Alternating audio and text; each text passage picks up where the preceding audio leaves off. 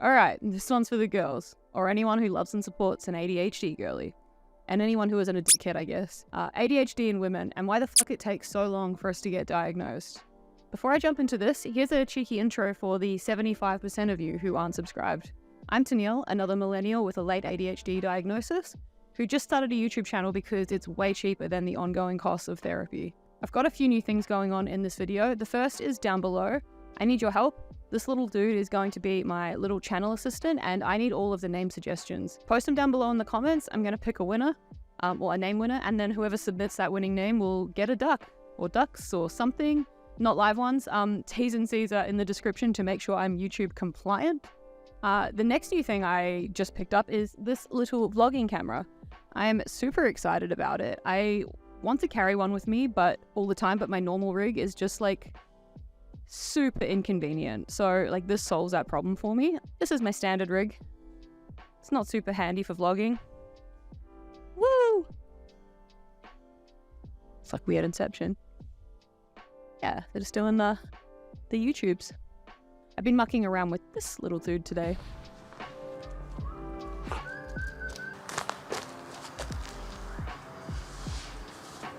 I'm just testing out this camera. I'm pretty happy with it, honestly.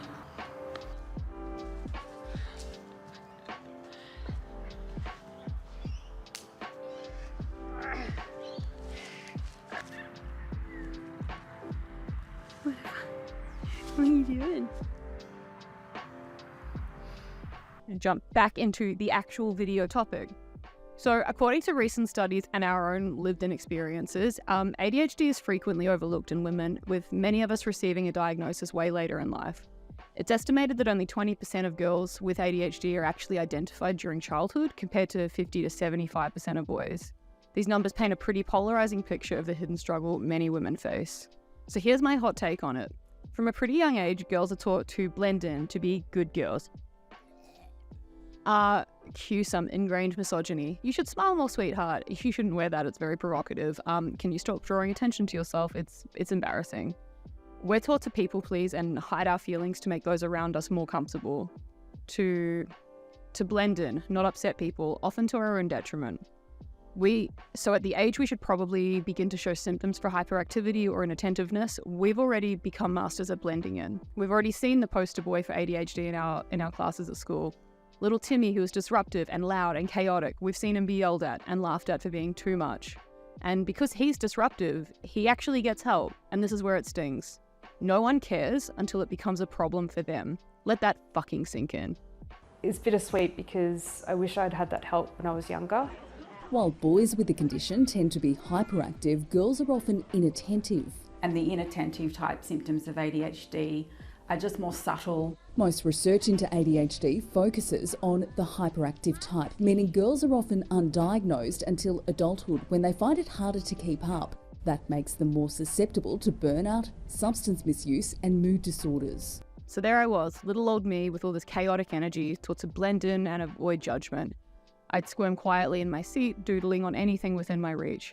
I click my pen, I stare out the window, politely disinterested. My mind is bouncing around the room just like little Timmy, but my body is physically still, no physical outlet. It's exhausting being stuck in your head so much.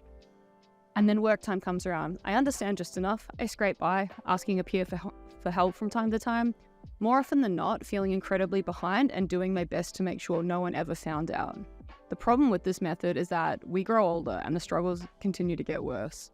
The expectations that are forced on us are still rooted in misogynistic views. Girls are organized, girls are tidy, girls are quiet, girls are smart, girls control their temper. So we develop our masking skills even further. We develop coping mechanisms to counter our deficits in attention and hyperactivity. Our symptoms often become internalized further, to blend in more and more. On the outside, we look like we function well. Internally, though, it's chaotic and overwhelming. The societal expectation for women to be calm, composed, and compliant has contributed to the underdiagnosis and underrecognition of ADHD in women. It's not an individual failing, but a product of being raised in a misogynistic society. The consequences of late diagnosis can be profound. A lot of the reason why many of us seek diagnosis is other underlying mental health challenges. Often people will present to their GP with symptoms that appear like depression or anxiety, get treated for those, but it never really fixes the problem because the underlying issue is undiagnosed ADHD. It's not just that they're having trouble coping a little bit, it's actually that it's having a really profound functional impairment on the mental health of these individuals. If we're lucky, we learn of our undiagnosed ADHD. We feel validated for a little bit, but this is the start of a journey of unraveling systems that we've developed to hide ourselves. It's exhausting and grief-inducing. Now, there's also the unlucky ones out there that get misdiagnosed and spend years wondering why their treatment for depression is only kind of working. Wondering why they feel a little better, but the struggle continues. Some of us have a much longer journey with diagnosis than others. Now, I talk about my journey with getting diagnosed in other videos, so I won't repeat myself too much here today, but if you want to check them out, the link will be in the description below and somewhere in one of these corners. You can see it if you need to. If you've gotten this far in life, why would you bother getting diagnosed as an adult? Education and self-advocacy. This is something I'm still trying really hard to get my head around. When you've had an entire life of masking your struggles, asking for help is even harder. But when you can understand yourself better and have the answers a diagnosis gives you, you can ask for help in the areas that you're struggling. I've recently asked my partner to help me with organization when it comes to finances. I naturally just started doing it. I've always struggled in this area. And just this week, I finally said the words out loud. I'm really struggling with this, and it would be really helpful if you could be more hands-on and help me come up with a solution. Without hesitation, we worked out a strategy that will allow us to approach things together in a way that's not going to have us playing catch up all the time. Being able to ask for accommodations in areas where you're struggling will make a huge difference and take some of the pressure off. If you can reduce the feeling of failure because you needed more time for a uni assignment or a project of some sort, then do it. It's not your fault and there shouldn't be any shame in asking for support. It also makes it easier when searching for professional help.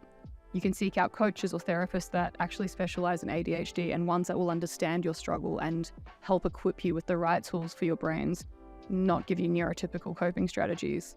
Because we've all heard someone who thought they were being helpful say, "Oh, you should just get a planner to help you organize your day." Yes, thank you so much. I am cured. If I just remember to write down all of the things I've been forgetting all of this time, I won't forget them anymore. Thank you so much. Thank you. Oh, right. That makes perfect sense. Turn right to go left. Yes! Thank you! Or should I say no thank you? If you've made it this far through life and my video, you've already shown immense resilience. So self-discovery and acceptance is challenging, but embrace it as much as you can. Let's keep challenging the stereotypes and undo those masks. I'd love to hear if you guys have any specific topics you want covered in the upcoming video, so let me know down in the comments below next to your name submission for my little ducky friend. Like, subscribe, notification bell, all that YouTube sign-off shit. But for real, please give me validation. I need it. See you in the next one. Thanks.